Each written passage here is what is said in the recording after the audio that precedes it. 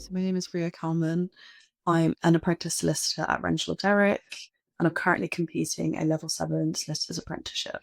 So for me, I didn't actually choose data law. So when I took on my job offer, it was embedded within the job offer. But once I saw that I was doing the apprenticeship with data law, I did some research with data law, and I kind of saw that the systems they had in place, and I was really satisfied that it would be the right position for me and the right kind of apprenticeship for me. And I also like the fact that it's something that my boss had chosen. So he'd done research as well into it and seen that it was kind of the best way for me to progress. So as much as I didn't choose it personally, it was the right choice for me. The most important thing ultimately is the hands-on experience, but kind of embedded with the theoretical knowledge. So I'm obviously doing my workshops where I'm learning all different things, and then I'm actually applying them to my everyday work, which is so beneficial because I think a lot of people who do qualifications through other systems perhaps know all the theoretical knowledge but would not know how to apply that into a real world setting, whereas I'm kind of learning the theory and then literally applying it a few days later. So that's really beneficial to my learning and my progression. I think the opportunity to be able to earn while you're learning as well is a huge advantage, and for your own stability and your career progression as well. And I think just being able to interact with clients and deal with the logistics of being in a law firm, being in an office that perhaps someone else wouldn't have, is so beneficial. I think one thing that particularly stood out with data law was the support and the mentorship. I really appreciated when I was doing my own research that you kind of have your own designated progress coach and you meet with them once a month. And then you also have your sessions with your progress coach and your supervising solicitor every 3 months. So I appreciated the fact that I'd have people kind of checking in on me and making sure that I was progressing in terms of my knowledge, but also that I wasn't becoming too overwhelmed, and I kind of had a place where I could discuss any issues I was having. And I don't think a lot of other providers have that. So I really appreciated that. Also appreciated that it's a kind of structured pathway to your qualification. With other providers, you may have done the exams and have the qualifications, but to become a qualified solicitor, you still need to have the hours of on the job experience in the firm. Whereas for me, I'm able to do those hours while I'm doing the studying. So it's a more kind of structured pathway to becoming a solicitor.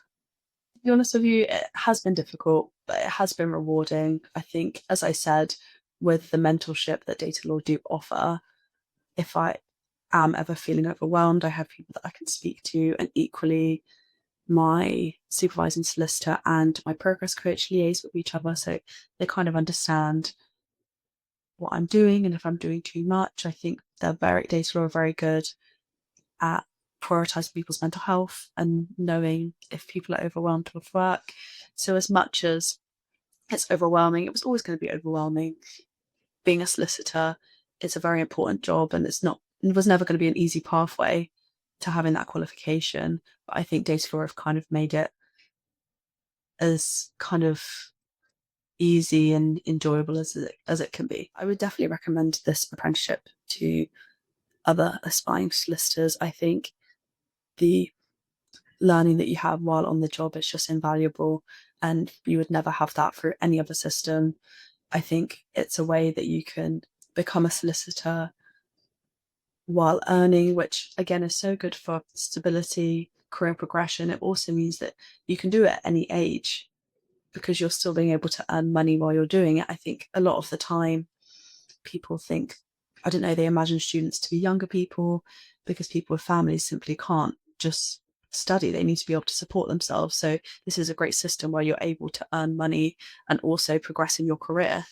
I would advise them to stay resilient and be resilient. There will be tough days that feel overwhelming, but you just have to keep pushing through. The apprenticeship route is a marathon, not a sprint. And the more you put in, the more you'll get out of it ultimately. I'd also say to take advantage of the mentorship that data law offers. It's kind of one of the biggest benefits of being through an apprenticeship, that you have mentorship from professionals. So there's lots of people in my office that I'm able to seek help from, seek advice from, and you may not have that with any other system. So it's really important to kind of soak in all that knowledge from all those people that you can. And I think lastly, just to kind of commit to the learning and the development. It's a long-term commitment, and because it's working and studying, so it's a long-term difficult commitment, but you'll be learning on the job while you're studying. So it's crucial to be able to kind of balance both aspects. I would prepare them for a steep learning curve. The SQE covers a broad range of subjects, and it can be quite overwhelming, to be honest with you. But I think it's one of those things where you just have to not rush things, take your time, and just fully understand each area. And don't be afraid, if you're doing it through someone like Datalaw, don't be afraid to ask your mentors and your lecturers questions or to seek clarifications on topics you don't understand. And I also think with the SQE as well, it's just important to use all the resources that are available to you online, through Datalaw, through other providers. There's a wealth of resources out there to help you with both exams. So don't hesitate to go out there and look for those extra resources, and even speak to your firm and your mentors and online communities to get advice. In particular, at the moment, I work in criminal defence, and I'm just about to do my criminal defence learning this month. And I think for me, doing those questions and doing that really, really, because I've been doing this job for a year now, made me feel really confident about how I'm doing at my job, which was a really nice feeling. But equally, it kind of reminded me that things that are different in practice to the way they are theoretically, which I think is really important to remember, especially when you're doing the SQE. It's not always, for example, a bail application in real life would probably start as just an email, but theoretically in a textbook it would start with, you drafting an application and you discussing it with a court. So it's kind of learning those different things and being able to see, okay, well, this is the theoretical application, and then seeing the practical application in real life, and then kind of applying them together, which has been really beneficial for me because it just reinforces your knowledge again. And I think my skills with kind of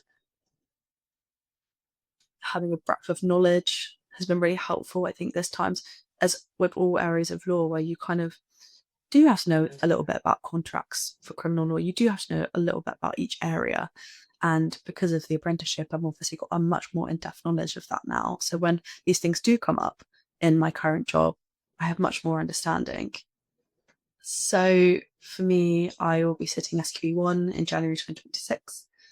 So I'm manifesting that I'm going to pass first time. And then I'll be doing SQE2 in October 2026. Again, manifesting pass first time. And then once that's done, I'll have all my hours, like I said, all ready. So I'll be able to qualify virtually straight away, which is amazing. And after that, I'd like to do my police station qualification at my job. So I'm able to become qualified to represent clients at the police station. And then after that, I'd like to go on to become a duty solicitor. So I'm able to represent people at the court, the magistrates court, for my firm.